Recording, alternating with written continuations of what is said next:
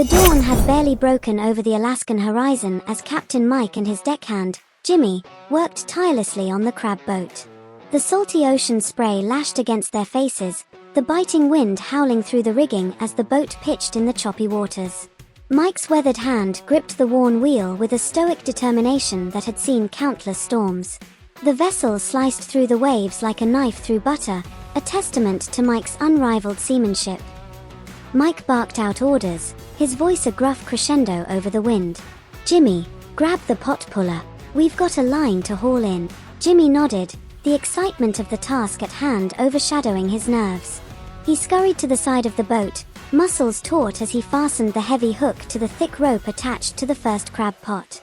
The waves crashed around them, and the sea was a tumultuous dance of whitecaps and dark depths.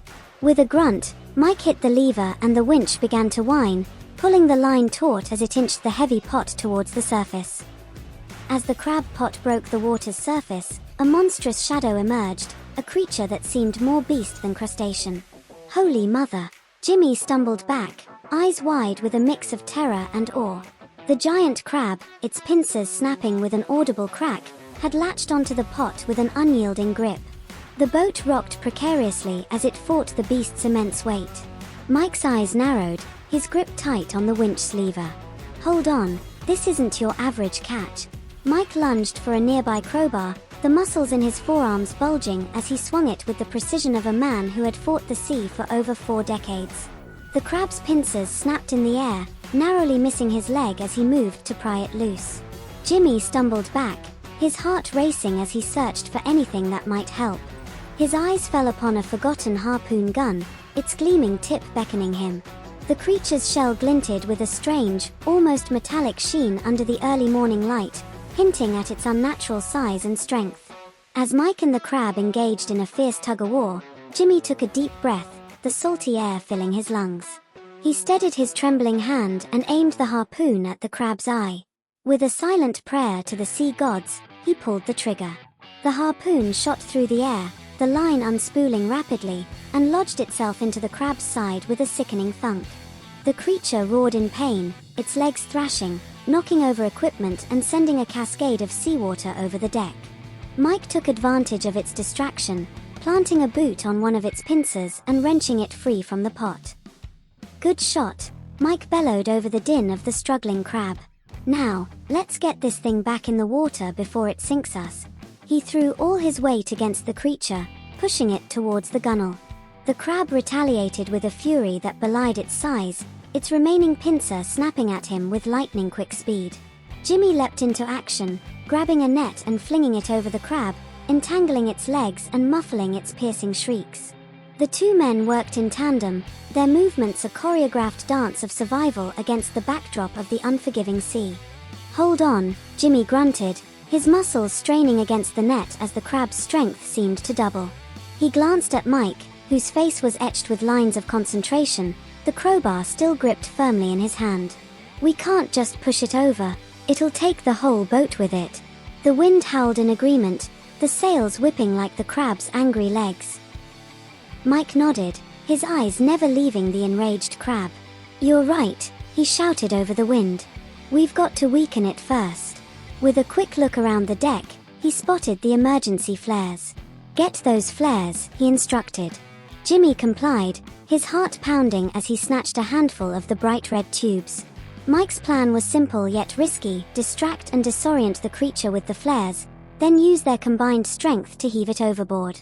The crab, feeling the boat tilting precariously, made a desperate lunge for Mike, its eyes alight with an alien intelligence that sent a shiver down Jimmy's spine. Mike deftly stepped aside, the beast's claw grazing his oilskin coat. He took the flares from Jimmy and lit one, the sparks flying in the wind like miniature comets.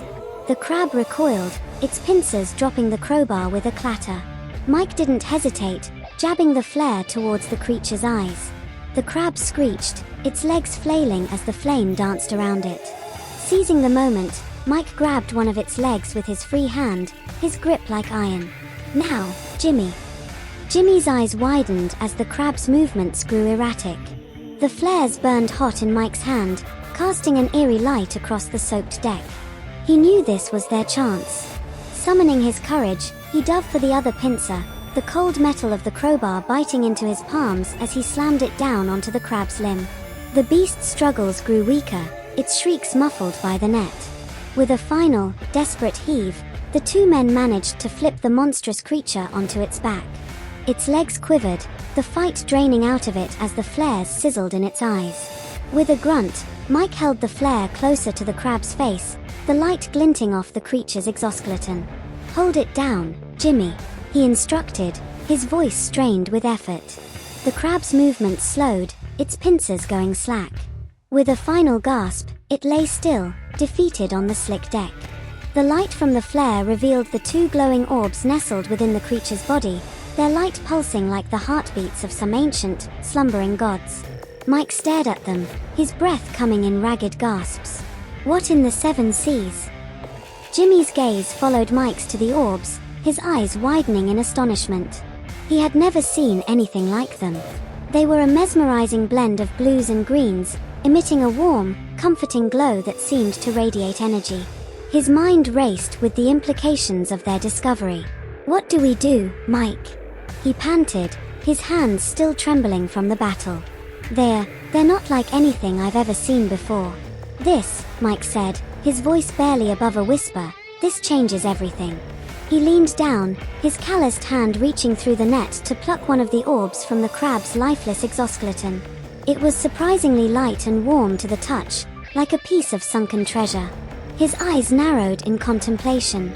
These are worth a fortune, we can't just leave them here." Jimmy's eyes remained transfixed on the glowing orbs. "But Captain," he began, his voice hesitant, "what are they? They're not natural, are they?" Mike's gruff exterior softened as he considered the question. He knew the orbs could mean danger or opportunity, and he didn't want to see his young deckhand get caught in the crossfire.